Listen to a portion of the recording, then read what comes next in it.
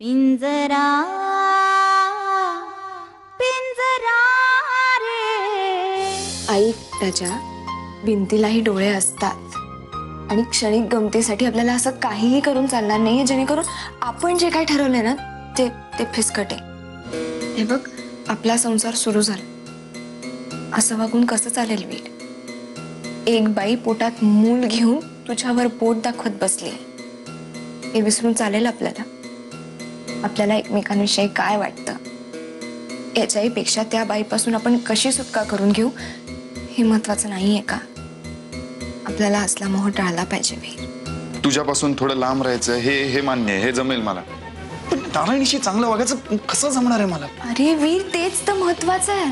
तिला तुझ्याबद्दल विश्वास वाटला पाहिजे, तरच तू तिच्याकडनं सत्य बाहेर काढू शकतोस ना. तुझ्यापासून लांब राहणं हा त्रास आहेच, पण त्या नारायणीच्या जवळ जायचं, तिच्याशी चांगलं वागायचं हा छळ आहे ग माझा. वीर, आपल्याला आपल्या संसारासाठी हे करावंच लागणार आहे.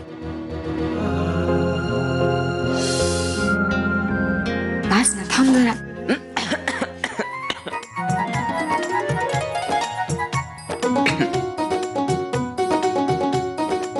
बरं, हे सगळं ठीक आहे, म्हणजे तिच्याशी चांगलं वागायचं त्याचा मी प्रयत्न करीन, पण ती आपल्या खोलीत ठाम मांडून बसली आहे ना, त्याचं काय?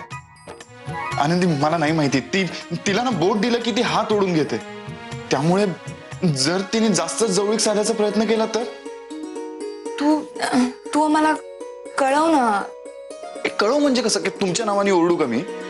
नाही नाही, तू मला फोन कर ना. मी पंढरीच्या मोबाईलवर मिस कॉल देईन. तुझ्या मोबाईलवर मिस कॉल आला ना की समजायचं की धोका आहे आणि लगेच यायचंच. समजा 2 मिस कॉल आले ना की तुम्ही समजा खूप जास्त धोका आहे, आणि जर 3 मिस कॉल आले ना तर समजा की वणवा पेटलाय आणि लगेचच्या लगेच माझ्या मदतीला यायचं. कळतंय का तुम्हाला? हो बाबा, कळतंय.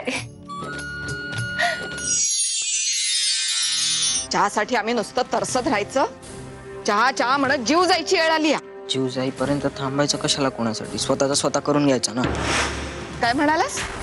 नाही, कुठे काय, काहीच नाही. मला पण चहा हवाय ना, म्हणलं लवकर कर. आधी कामं करा आणि मग चहाचं बघा. काय झालं? काही हवंय का? वीर, अरे माझी चप्पल कुठे दिसत नाहीये, शोधून देशील? बघ ना, असेल ना इथेच कुठेतरी. नाही दिसत आहे रे. ही काय आहे ना इथे, खालीच आहे. ही बघ. आनंदी, तुझ्यासाठी मला काय काय करावं लागणार आहे? वीर, प्लीज तू तुझ्या हाताने चप्पल माझ्या पायात घाल ना. मी? हो, प्लीज.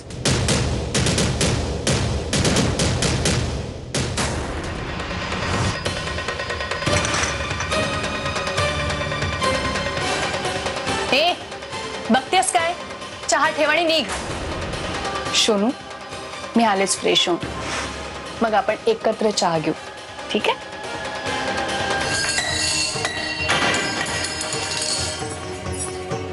अगं हे आनंदे, कोणाचा पण राग कोणावर का काढतेस? आनंदे, नक्की काय झालंय?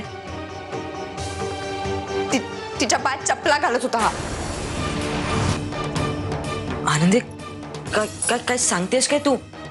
वीर दादा चपला घालत होता तिच्या पायात? हो, तिच्या पायाशी बसून चपला घालत होता. अगो हो आनंदे, मग एवढी ओरडतेस कशाला? ओरडू नको म्हणजे? आनंदे, नारायणीताईवर जळतेस तू. मी जळत बिळत नाही तिच्यावर. मी कशाला जळू? आणि वीर दादानी ललिता काकूंच्या चपलांना हात लावला असता तर तुला राग आला नसता, आणि त्यांनी नारायणीताईच्या चपला उचलून ठेवला तर लगेच तू जळायला लागलीस तिच्यावर. अक्का, माझं ऐका. हे लोक ठरवून तुम्हाला त्रास देतील, मी तास न. म्हणूनच मी तुला वाड्याच्या आसपास राहायला सांगितलंय ना? ऐकणार आहेस ना माझं? चल जा, निघ आता.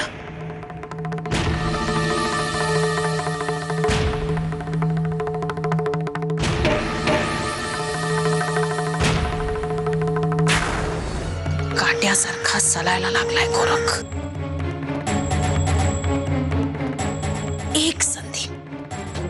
एक संधी मिळू दे, मग बघच गोरख मी तुझं काय करते. पिंजरा